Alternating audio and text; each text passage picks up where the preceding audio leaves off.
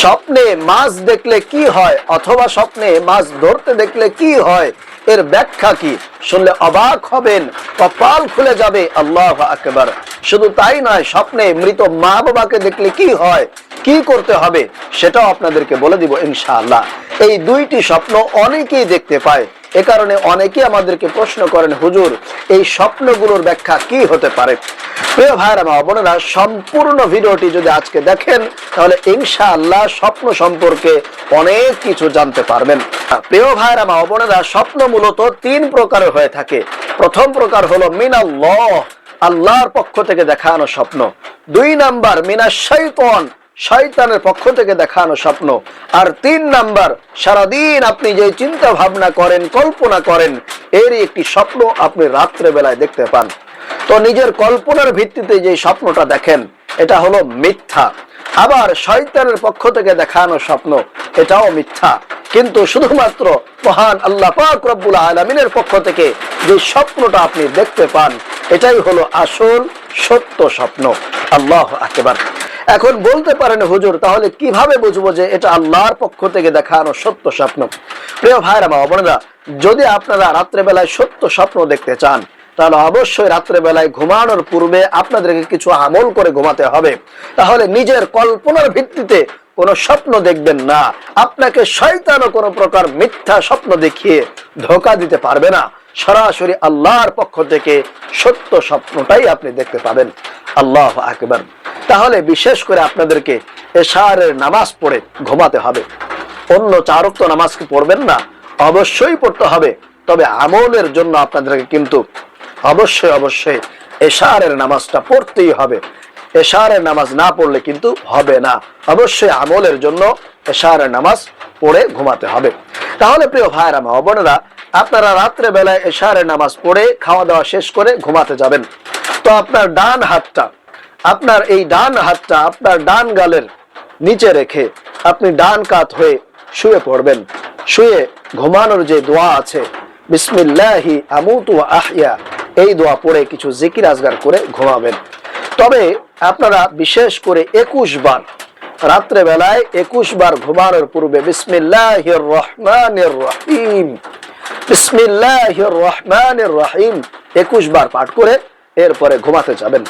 তাহলে 3টা পুরস্কার আল্লাহ পাক রব্বুল আলামিন আপনাকে দান করবেন। তার মধ্যে 1 নাম্বার হলো আপনি রাত্রে বেলায় কোনো খারাপ স্বপ্ন দেখবেন না। শয়তান আপনাকে কোনো প্রকার মিথ্যা স্বপ্ন দেখাতে পারবে না। 2 নাম্বার, আপনার ঘরের মধ্যে কোনো চুরি হবে না, ডাকাতি হবে না, আপনার কোনো বিপদ আসবে না। আর 3 নাম্বার হলো কোন এক রাত্রিতে আপনি নবী করিম সাল্লাল্লাহু আলাইহি ওয়াসাল্লামের সাক্ষাৎ পেয়ে যাবেন, দিদার পেয়ে যাবেন। আপনি আল্লাহর রাসূলকে স্বপ্নের মাধ্যমে সরাসরি দেখতে পাবেন। আল্লাহু আকবার। এজন্য অবশ্যই রাত্রে বেলায় যখনই ঘুমাতে যাবেন, ঘুমানোর পূর্বে এরকম ডান হাতটা আপনার ডান গালের নিচে রেখে ডান কাত হয়ে শুয়ে 21 বার বিসমিল্লাহির রহমানির রহিম, বিসমিল্লাহির রহমানির রহিম পড়ে ঘুমিয়ে যাবেন। তাহলে আসুন প্রিয় ভাইরা মা বোনেরা, স্বপ্নে মাছ দেখলে বা ধরতে দেখলে কি হয়? প্রিয় ভাইরা মা বোনেরা, রাত্রে বেলায় আপনি যেই স্বপ্ন দেখেন না কেন, এই স্বপ্নের কথা আপনি কাউকেই বলতে যাবেন না, প্রকাশ করবেন না আপনার সেই স্বপ্নের কথা। কারণ যদি আপনি রাত্রে বেলায় স্বপ্ন ভালো দেখেন তাহলে কিন্তু সেটা খারাপ হয়ে যেতে পারে। আর যদি আপনি খারাপ দেখেন, সেটা যদি আপনি যার তার কাছে বলে বেড়ান, তাহলে কিন্তু সেটা আপনার জন্য আরো বেশি বিপজ্জনক হওয়ার সম্ভাবনা রাখে। এজন্য শুধুমাত্র তাদের কাছেই বলবেন যারা স্বপ্ন সম্পর্কে জানে, যারা স্বপ্নের সঠিক ব্যাখ্যা দিতে পারবে, এরকম মানুষদের কাছে আপনারা বলবেন। তাছাড়া সাধারণ কোনো মানুষের কাছে, আপনার আত্মীয় স্বজন ভাই বোনদের কাছে কখনোই বলার চেষ্টা করবেন না, বিরত থাকবেন। তাহলে স্বপ্নে মাছ দেখলে কি হয় বা মাছ ধরতে দেখলে কি হয়? প্রিয় ভাইরা মা বোনেরা, এটা যদি আপনারা দেখতে পারেন কপাল খুলে যাবে।